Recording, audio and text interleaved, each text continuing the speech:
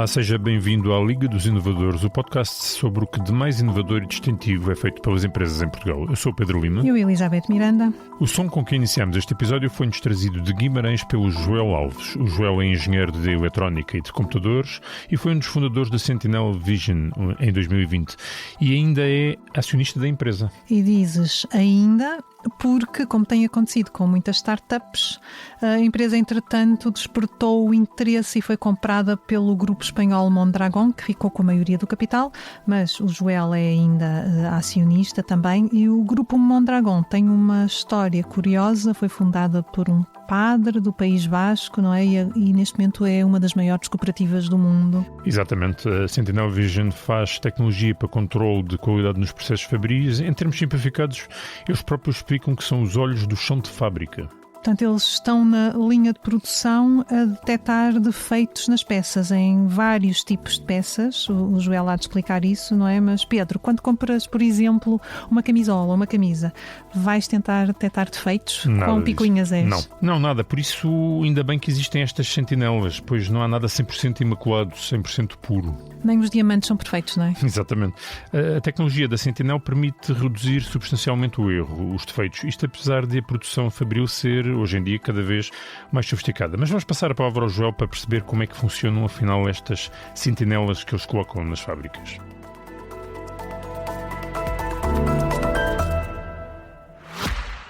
Nós, empresas, fala Elisa Vaz, boa tarde. Boa tarde, daqui fala o Vítor, da Vítor e Associados. Então? Sim? Não vai dizer esta chamada será gravada para controle de qualidade, etc e tal? Não, aqui quem controla a qualidade é o Sr. Vítor. Eu? Sim, são os nossos clientes. Ah, entendi. E aprovo. Os nossos clientes são tão importantes para nós como os seus são para si. É por isso que ninguém entende o seu negócio como nós. Saiba mais em nós.pt/empresas. Olá, Joel. Bem-vindo à Liga dos Inovadores. Muito obrigado pela presença. Obrigado pelo convite. Joel, ouvimos aqui no início um som que parece uma máquina fotográfica. Do que é que se trata? Este som é o som característico do chão de fábrica, ou seja, é o local onde nós instalamos as nossas soluções, os nossos equipamentos, e o som da fotografia é o que representa o nosso equipamento, ou seja, nós fotografamos todos os produtos de uma linha de produção em série e todos eles são controlados pelo nosso software e garantimos ao nosso cliente que não passa nenhum produto com defeito para o seu cliente. Essa é a nossa mais-valia do produto. Portanto, vocês atuam nas fábricas espalhadas pelo país de diferentes setores para detectar eventuais problemas e deficiências nos produtos. Sim, nós normalmente estamos em empresas ou fábricas que têm grandes volumes de produção, onde é humanamente impossível de controlar produto por produto, porque temos linhas de produção que têm 10 mil produtos hora, outras têm mais, e outras trabalham 24 horas sobre 7, ao fim de semana, e portanto os nossos equipamentos estão lá instalados para fazer o controle de qualidade de forma automática e 24 horas sobre 7, nunca param. E, portanto, substituem aquela mão de obra humana onde muitas vezes temos técnicos 8 horas por dia a olhar para peças.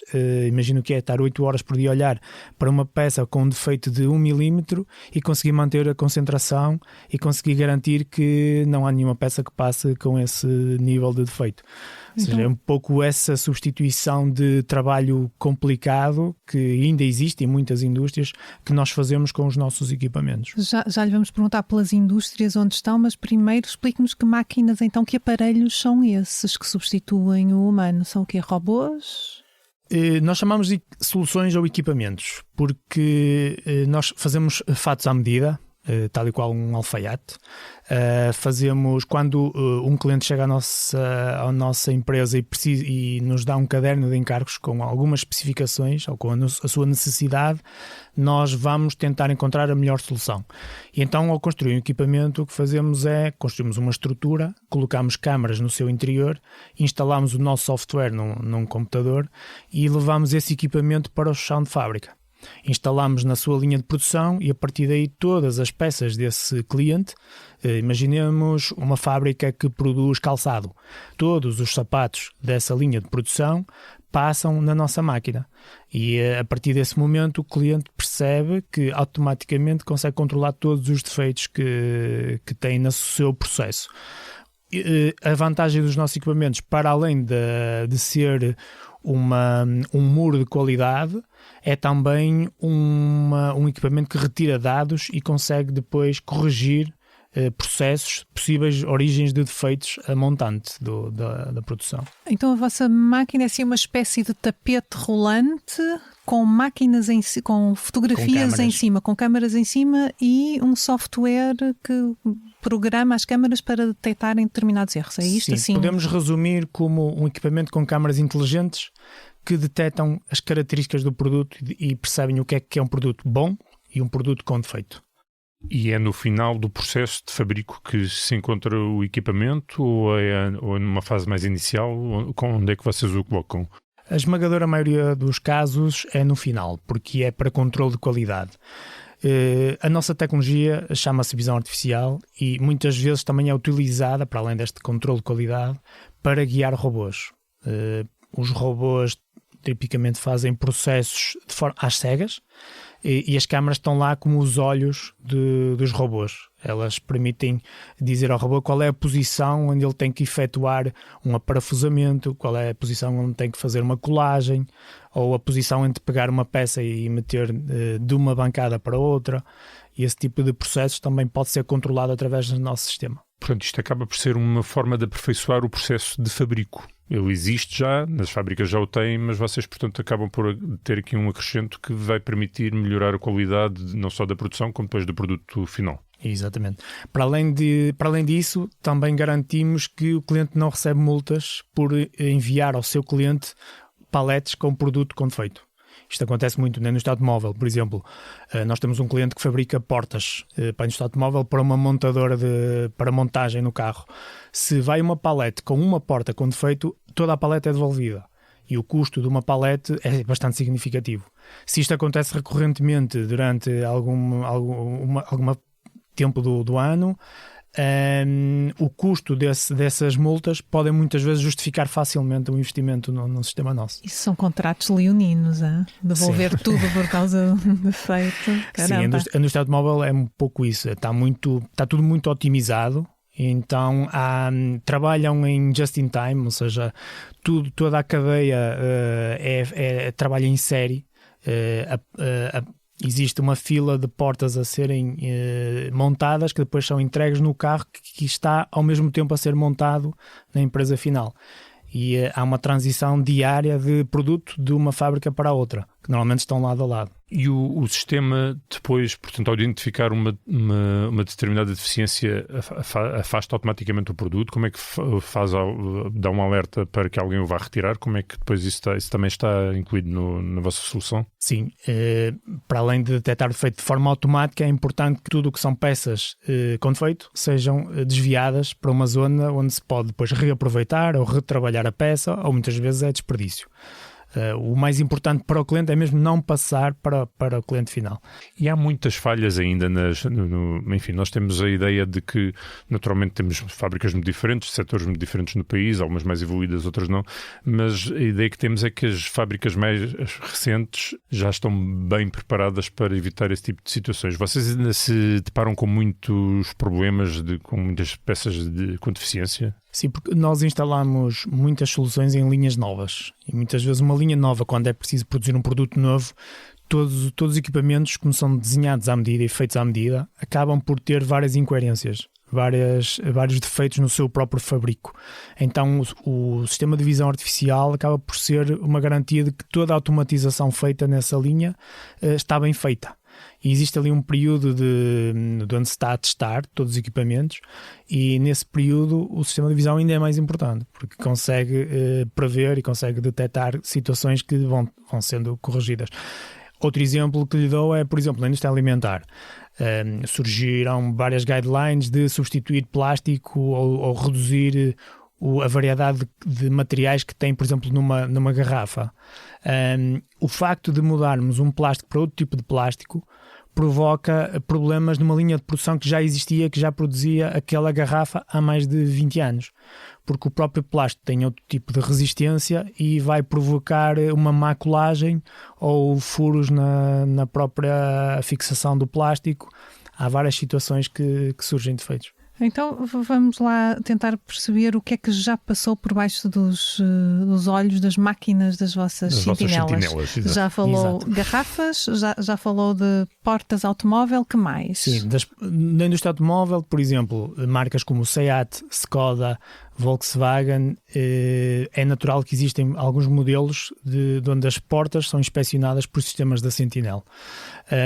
Depois, noutras indústrias, por exemplo, ainda na indústria automóvel, a BMW, nós temos um dos projetos maiores que fizemos, foi para a BMW, para uma fábrica em Portugal, para uma peça importante no aquecimento de um carro elétrico.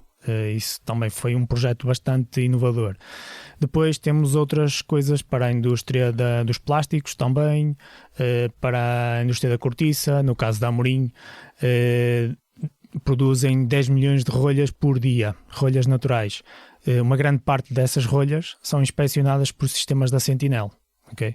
Nós estamos a aumentar o número de soluções neste cliente porque conseguimos fazer um primeiro projeto muito bem sucedido e agora estamos a expandir, digamos, para outras plantas do grupo. Em Espanha estamos a entrar muito na indústria da embalagem, tal como temos aqui em Portugal na Navigator. Existe uma necessidade muito concreta que é a embalagem primária, o que é aquele plástico que se envolve à volta do produto. Esse tipo de processo, o plástico não pode contaminar o produto, nem pode ter problemas no seu embalamento. Por exemplo, guardanapos. Não pode ter buracos na zona do plástico, porque podem entrar partículas ou sujidade e o produto chega ao mercado com problemas. Para além de depois do desgaste que a marca sofre por ter produto no mercado com problemas e tudo isso. Pronto, nós agora com a entrada no mercado de Espanha estamos a entrar muito no mercado do packaging, que é controle de qualidade do processo de embalamento. Numa rolha, por exemplo, que erros é que tentam detectar? É o quê? É a dimensão? São os poros? No caso das rolhas, o que nós fazemos é classificar em níveis de qualidade. Como a cortiça é um produto natural, nós classificamos em nível 6, que é expoente máximo de qualidade, nível 1, expoente mínimo de qualidade, e depois temos ali umas categorias intermédias, onde nós olhamos para o aspecto da própria cortiça e conseguimos perceber em que nível de qualidade é que ele está. Ok, e numa garrafa é o quê? São as bolhas? Numa garrafa podem ser microfugas. Por exemplo, se aquela garrafa for utilizada para colocar um refrigerante, se tiver microfugas na própria tampa, o refrigerante vai perder qualidade. Pode ser, por exemplo, em frascos de perfume, pode ser riscos, coisas que danifiquem o próprio frasco e, portanto, esse tipo de defeitos que nós costumamos chamar mais estéticos também são desafios bastante comuns na nossa... E quais são assim, os mais desafiantes, os produtos mais desafiantes para encontrar esses eventuais problemas? Normalmente são coisas que são difíceis também de ver a olho nu. Nós costumamos dizer que se não conseguimos ver a olho nu, a visão artificial, o computador, o software também não vai conseguir encontrar. O algoritmo, por muito que inteligente que seja, se não há nenhuma evidência na própria imagem, não vai detectar. Mas depois existem também equipamentos que conseguem ver para além do que nós vemos com olho nu e a partir daí conseguimos detectar. Mas normalmente são 2 ou 3 variáveis juntas, que é dimensão muito reduzida com baixo contraste, em que é quase impossível de ver a olho nu. Também no software depois fica bastante difícil. Mais contraste é o quê? Coisas transparentes, tipo seringas? É, por exemplo, vermos marcas pretas num fundo preto. Ainda assim, se formos ver aquilo à luz de um equipamento que consegue ver diferenças entre cores, conseguimos distinguir que são 2 pretos diferentes. mas a olho nu é muito difícil. Exato. Portanto, tem diferentes. O vosso programa tem diferentes soluções consoante os setores de atividade, digamos. Sim, é um fato à medida, completamente. Foi por aí que nós começamos. Começamos a ganhar muitos clientes porque fazemos algo específico para o que o cliente necessita, que ele não consegue encontrar no mercado. Mas nós no futuro o que queremos fazer é, a partir destes problemas específicos, encontrar uma solução standard, desenvolver uma solução standard e depois escalá-la a nível, para já, ibérico e depois a nível mundial. Esse é o nosso objetivo. Para baixar custos, não é? Sim. Olha, mas quantas câmaras é que pode haver a vigiar uma linha de produção? A nossa maior linha de produção tem 45 câmaras. E é o que produtos? É o tal produto da BMW para um carro elétrico. Porque existem várias câmaras ao longo de todo o processo de montagem e essa peça tem diversos componentes, como parafusos, colas, PCBs, tem um invólucro em metal, tem um conjunto de processos que exigem inspeção de qualidade. Que peça é que é essa? Lembro-nos só? É a peça de controle de temperatura para o motor do carro elétrico.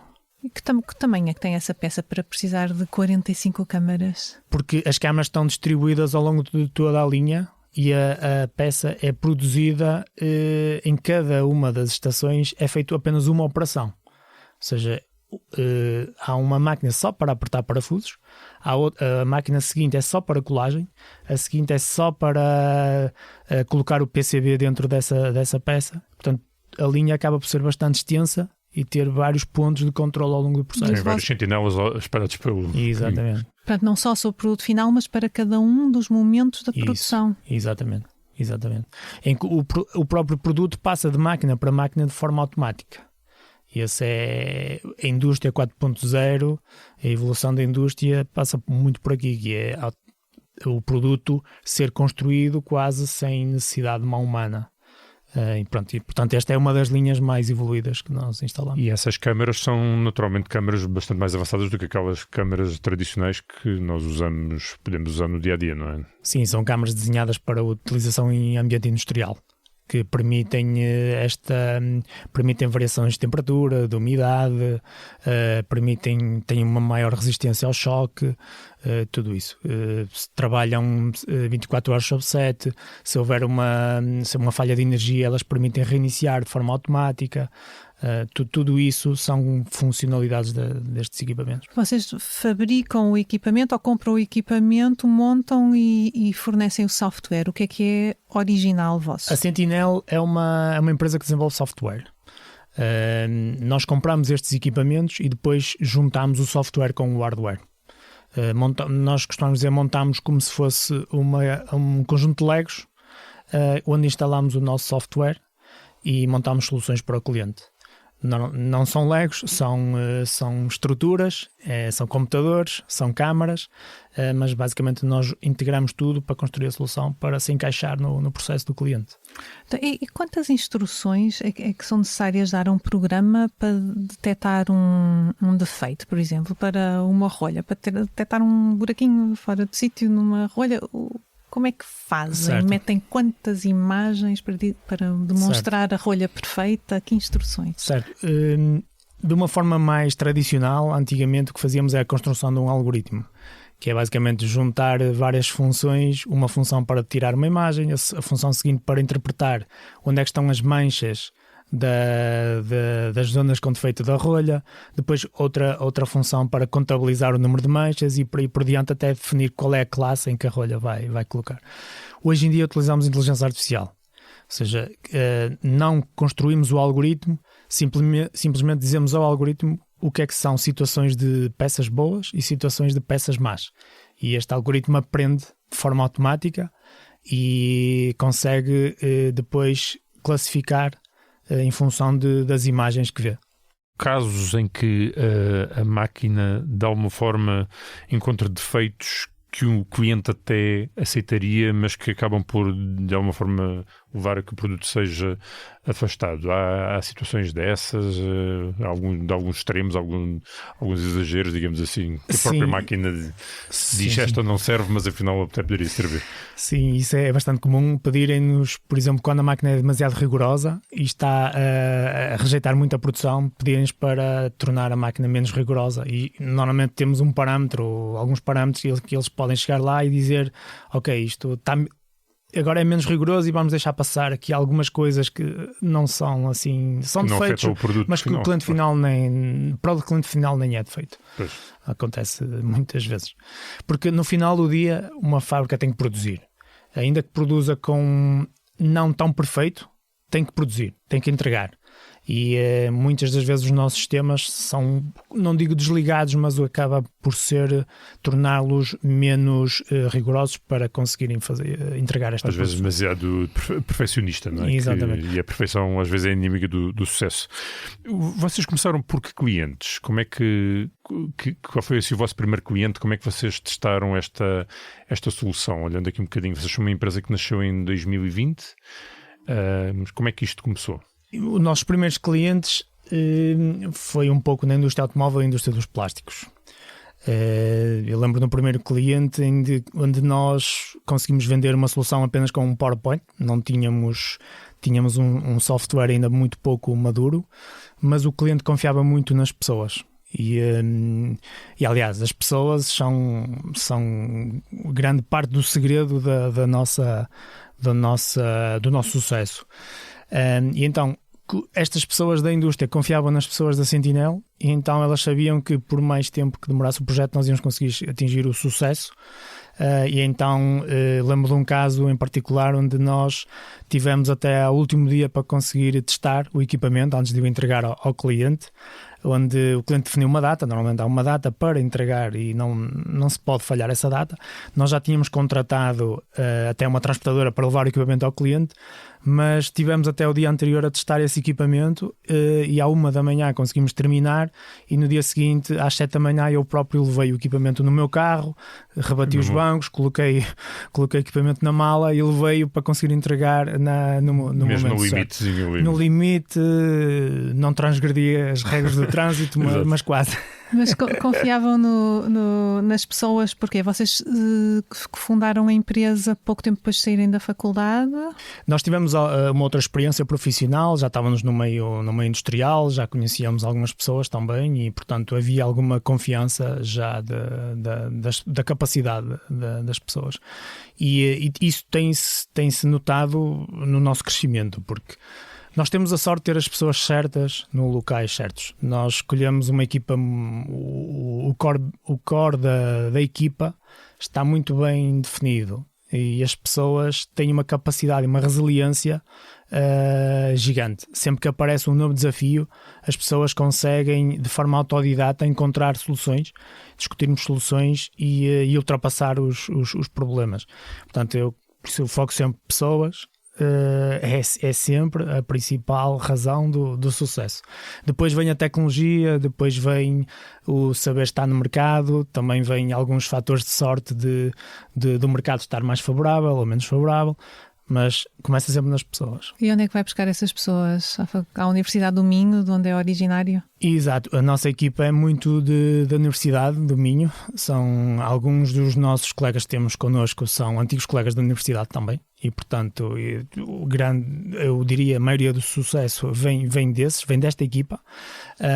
E o facto de também já nos conhecermos há muito tempo, esta vontade de também conseguir vencer num mercado que é difícil, que há muita concorrência, fez com que tenhamos este sucesso. Mas sim, são pessoas do Minho. Temos agora algumas pessoas também do Porto, ou do Ípica também, em Barcelos, mas tipicamente minhotas. Sim. Mas como é que nasceu a ideia? Como é que começou esta história desta empresa? Nós, com o trabalho que tivemos anteriormente, vimos no mercado que todas as empresas caminhavam no sentido de automatizar processos. De uma forma ou de outra, todas as indústrias, quando conseguem ter capacidade de investimento, investe em automatização, em eliminar mão de obra, aumentar a capacidade de produção, e isto passa por automatização, não há forma.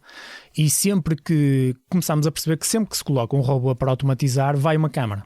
Porque um robô é cego, não consegue. Um robô consegue fazer o mesmo processo de forma repetitiva durante anos, mas não consegue adaptar-se. E então começámos a perceber que a visão artificial ia ser um tema que iria crescer bastante. Começámos a ver estatísticas e vimos que é um mercado que está a crescer a 2 dígitos, a 10%, a mais de 10% ao ano, em todos os setores. Portanto, nós, com a nossa capacidade de engenheiros, de desenvolver software, começámos a desenvolver um software do zero e começámos a tentar procurar no mercado oportunidades e desenvolver o software no turno da noite, dizíamos nós, no segundo turno. E a partir daí começaram a aparecer estas oportunidades e começámos a vender. Portanto, foram batendo porta a porta dizendo: e se eu vos oferecesse este produto, vocês aceitariam? Foi mais ou menos assim? Exatamente, quase com PowerPoint, com protótipos, com alguns exemplos, com serviços no início. Porque não existiam produtos semelhantes na altura? O que é que vos fez seduzir antes de terem uma coisa para mostrar? Existem produtos que conseguem chegar perto, mas não existem muitas vezes os produtos que o cliente necessita. Eu costumo dar o exemplo da mala de ferramentas, que é: eu quando quero fazer alguma coisa, alguma obra lá em casa, eu compro uma mala de ferramentas genérica. Mas se eu tiver que fazer algo muito específico, eu tenho que ter a ferramenta específica, o alicate específico, a chave de fenda específica. E então eu tenho que quase construir a minha mala de ferramentas. E é isso que nós oferecemos ao cliente. É uma mala de ferramentas específica que resolva os problemas que ele tem, que não encontra no mercado. Pois, o Joel disse a determinada altura, numa entrevista que nós vimos, que tiveram um crescimento mais rápido que o esperado. Não há muita gente que possa dizer isso, não é? Certo. Como é? Surgiu porquê? Ainda há pouco tempo estávamos a comentar que agora na semana da Web Summit, que nós, quando fomos à Web Summit, éramos vistos como uma startup, como qualquer outra que vai lá fazer um pitch, fazer uma apresentação, mas depois percebemos que éramos um pouco diferentes porque nós já tínhamos vendas. A maioria das empresas que estavam lá são startups com ideias muito... algumas utópicas, algumas difíceis de concretizar, e nós percebemos que nós éramos pessoas com um perfil que conhece o terreno, que conhece os clientes, conhece o chão de fábrica. E então nós, quando dizíamos que já tínhamos faturação, que a empresa sempre teve resultado positivo desde o primeiro ano, e não tínhamos investimento, não tínhamos investidores, para eles era uma surpresa. Então nós começámos a perceber que nós não éramos uma startup no seu conceito normal, somos mais uma empresa rinoceronte, que é outro conceito, que é a empresa consegue gerar resultados positivos desde o primeiro ano e vai crescendo em cima desses resultados. E vai investindo e vai fazendo investimentos mais certeiros, mas vai conquistando o mercado pela força e pela qualidade do seu produto. Mas quando diz que vocês tinham conhecimento do chão de fábrica, digamos assim, isso já vinha de experiências de trás que vocês tinham tido? Sim, de algumas experiências de trás e também do próprio perfil. Somos pessoas um pouco com os pés assentes na terra. Não sei se é por necessidade, se é por sermos do norte de Portugal. É um bocado, se calhar, um conjunto de vários fatores. Mas a própria ideia da empresa surgiu disto, que é, Portugal é um país pequeno, nós acabamos por ter que estar em vários setores e com isto acabar por ter uma capacidade de resolver coisas mais rapidamente. Se nós fôssemos americanos, eu tenho a certeza absoluta que nós só fazíamos um produto, íamos buscar um investidor e nos primeiros 10 anos só nos dedicávamos a desenvolver software. Enquanto nós, como pequenos e como o mercado é pequeno, tentámos arranjar soluções mais práticas, prototipagem rápida e outras coisas, para conseguirmos desenvolver o produto, o software e ainda assim conseguir vendas e instalar o produto. Então ser um país pequeno pode ser uma vantagem? Eu diria que sim. Muitas vezes pode ser desvantagem quando queremos desenvolver uma Amazon em Portugal, isso seria quase impossível, mas para fazer este tipo de empresa de produto pode ser muito interessante, ou pelo menos se é para falhar, nós vamos falhar rápido, porque em Portugal não há muitas oportunidades. Se nós não conseguimos conquistar o cliente que está ali mais próximo de nós, também não vamos conseguir conquistar o cliente que está do outro lado do oceano, nos Estados Unidos. E vocês de facto têm conseguido entrar em múltiplos setores, em grandes empresas portuguesas, de facto. Sim, temos entrado nas multinacionais, estamos a falar da Navigator, Continental, Borg Warner, Grupo Amorim. Tudo isto são empresas que já apostam em inovação há muitos anos, já apostam em visão artificial há mais de 20 anos e nós conseguimos. Isso levou também a que vocês acabassem por ser, de alguma forma, comprados, queríamos que explicasse um bocadinho, por um grupo espanhol, Mondragons.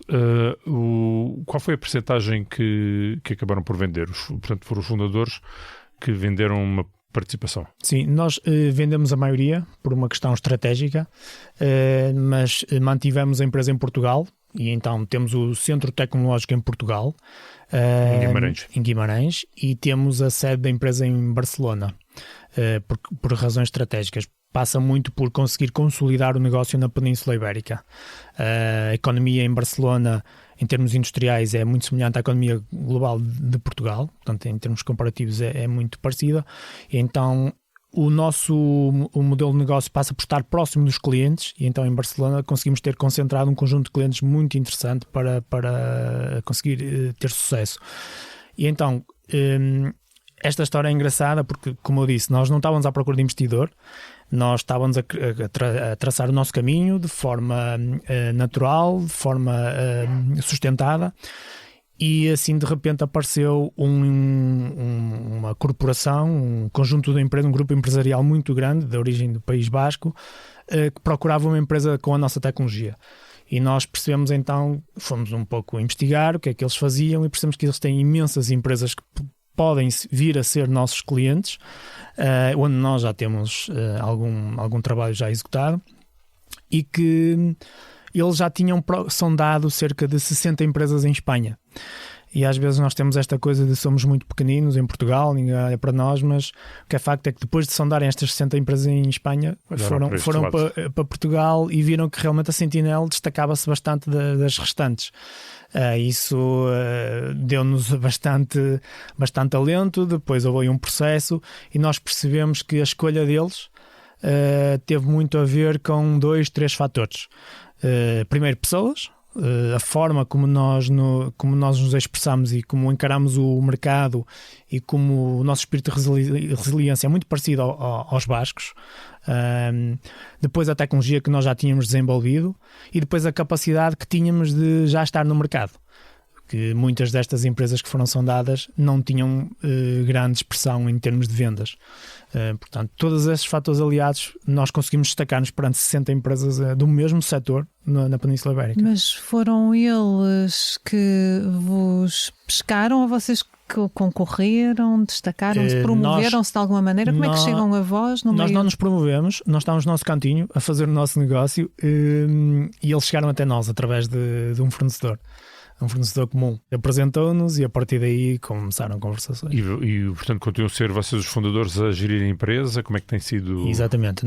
Uma das premissas da parceria foi os fundadores continuarem, porque nós é que conhecemos realmente como é que é o negócio no terreno, e portanto nós queremos continuar e crescer para além da Península Ibérica, porque esta corporação tem empresas no México, nos Estados Unidos, na China, em toda a Europa, e portanto a ideia é sustentar-nos desta plataforma Mondragon para abrir outras Sentinels noutros locais.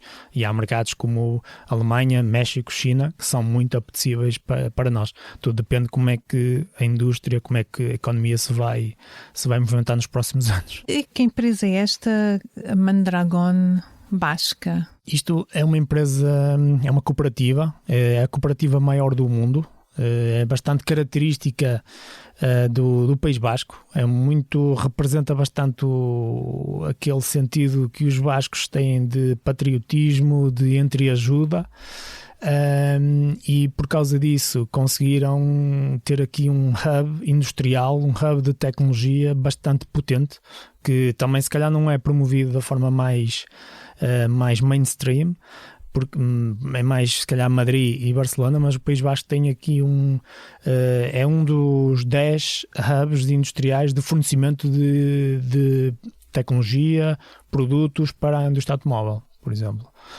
São bastante inovadores nesse sentido. Joel, vocês mantêm uma ligação à universidade?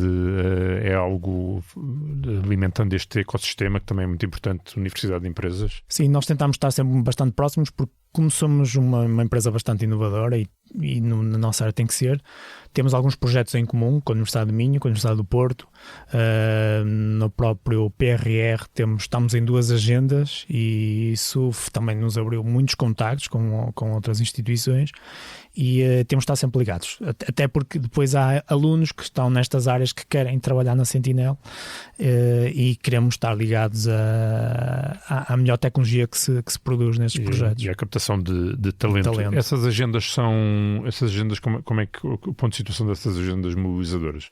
Como é que elas se encontram neste momento?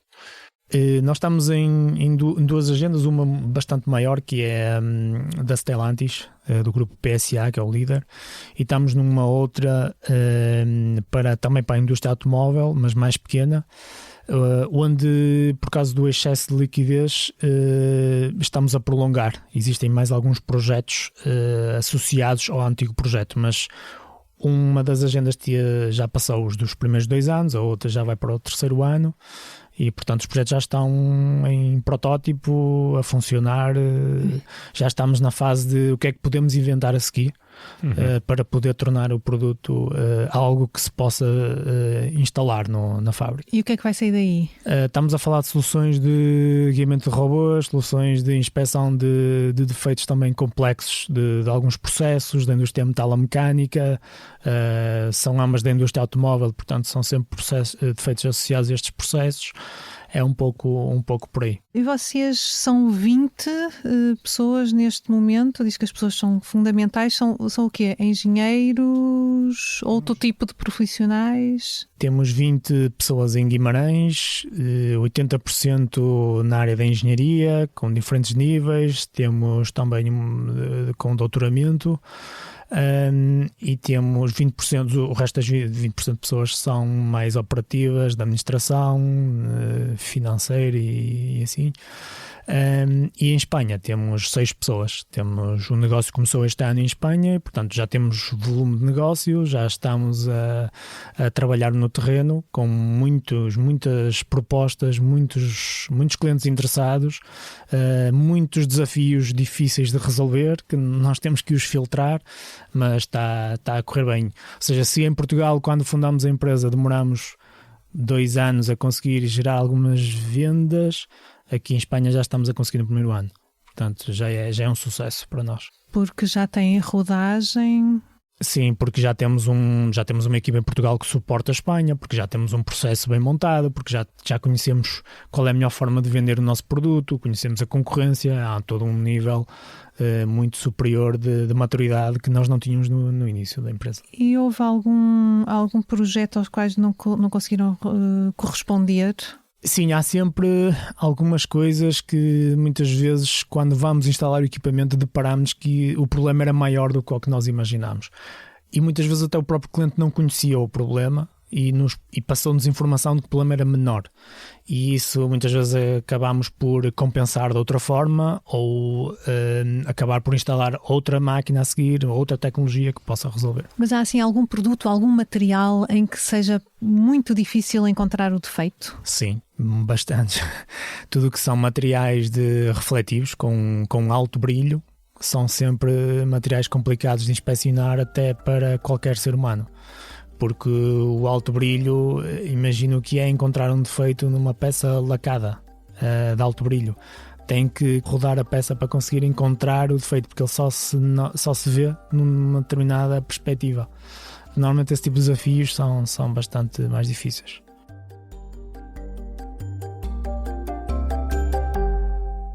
João, vamos agora a 3 perguntas que colocamos sempre aos nossos convidados. E a primeira é: de que inovação gostaria de estar a falar daqui a 5 anos? Como eu disse, nós trabalhamos muitos projetos à medida, muitos fatos à medida. O que nós gostaríamos de estar a trabalhar daqui a 5 anos é o mercado para escalar o produto para vender na Ásia, na Europa e nas Américas. Termos 1, 2 ou 3 produtos que consigamos escalá-lo. Neste momento temos a maioria dos projetos são à medida, mas daqui a uns tempos, daqui a 5 anos, gostaríamos de ter 30% de projetos à medida e 70% do nosso volume de vendas fosse um produto que conseguíssemos escalar a nível mundial. Que desse, portanto, para várias indústrias diferentes. Exatamente. Olha, e que concorrente mais cobiça? Os concorrentes em Portugal, nós acabamos por vê-los como parceiros também, porque acabamos por fazer projetos em parceria. Isto mais a nível local. A nível global, existem marcas que dominam o mercado. Existe especificamente uma marca americana que já domina o mercado há muitos anos e só pela força da marca, pela força que instituiu ao longo dos anos, consegue colocar soluções no mercado. Ainda que não sejam as melhores, só a força da marca, a força de vendas que tem, consegue dominar o mercado. Que é quem? Neste caso é a Cognex, é uma das marcas americanas que mais soluções instala no terreno. Portanto, a prazo querem ser concorrentes diretos deles, é a ambição. Pouco difícil, já vamos com muitos anos, muitas décadas de atraso. Se calhar o nosso modelo de negócio não é tanto criar uma marca, é mais criar um produto em alguns nichos de mercado, ou criar vários produtos em nichos de mercado, não tanto a marca. Claro que gostaríamos de ser referência na Península Ibérica como marca Sentinel, e estamos a trabalhar para isso, mas não tanto como marca de todo o setor de visão artificial, como eles têm. Ter o robô Sentinel 1, robô Sentinel 2, Exato. Robô Sentinel 3. Esse era o desafio perfeito. E por fim, que gestor mais admira? Gestor, essa pergunta também é sempre complicada, porque muitas vezes não vemos de fora, não vemos como é que eles fazem internamente. Mas, por exemplo, em Portugal, toda a gente fala do Rui Nabeiro, que é alguém que conseguiu criar um império e conseguiu tomar de certeza muitas decisões difíceis e nunca perder aquele lado mais humano, porque ele conhecia as pessoas, todas as pessoas dizem muito bem do Rui Nabeiro. A nível internacional, eu diria o Steve Jobs. O Steve Jobs acho que tem ali momentos de gestão de alto nível por causa da sua visão e conseguiu desligar, se calhar, esta parte mais humana para conseguir tomar as melhores decisões. Portanto, eu diria que eu identifico muito que se calhar com uma mistura dos dois. Ou seja, há momentos onde é necessário desligar a parte humana para tomar decisões conscientes e decisões difíceis, mas também depois há a componente humana, que é perceber que do outro lado também estão pessoas e é preciso lidar com algum espírito de sentimento para tomar decisões equilibradas. E responsabilidade social, não é? Exatamente. É um fino equilíbrio esse. Finos equilíbrios. Bom, Joel, muito obrigada por ter passado aqui pela Liga dos Inovadores, ainda por cima de baixo deste temporal. Eu sou a Elizabeth Miranda. Eu sou o Pedro Lima. Em estúdio connosco temos o Gustavo Carvalho no apoio à gravação e também no apoio à edição, e a sonoplastia é do Hugo Oliveira. Contamos ainda com o apoio do ex-ministro da Economia, António Costa Silva, e dos professores Isabel Rocha e Ricardo Paes Mamed, são os nossos curadores. A fotografia é de Matilde Fieschi e a capa de Tiago Pereira Santos. A coordenação é de Joana Beleza e Miguel Prado, a direção de João Vieira Pereira. Siga e subscreva a Liga dos Inovadores na sua plataforma preferida ou em expresso.pt.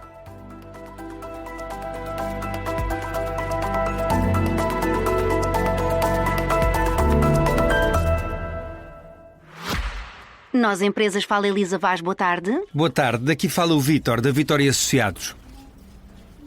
Então, Sim. não vai dizer esta chamada será gravada para controle de qualidade, etc e tal? Não, aqui quem controla a qualidade é o Sr. Vítor. Eu? Sim, são os nossos clientes. Ah, entendi. E aprovo. Os nossos clientes são tão importantes para nós como os seus são para si. É por isso que ninguém entende o seu negócio como nós. Saiba mais em nós.pt/empresas. Num mundo cheio de informação, como ajudar os mais novos a compreender as notícias? O Grupo de Mídia Impressa tem hoje na sua oferta informativa o SIC Explica-me e o Expressinho. projetos editoriais pensados exclusivamente para crianças e jovens. Notícias claras, adaptadas, que despertam curiosidade e formam cidadãos informados. SIC Explica-me e Expressinho. Informar para crescer.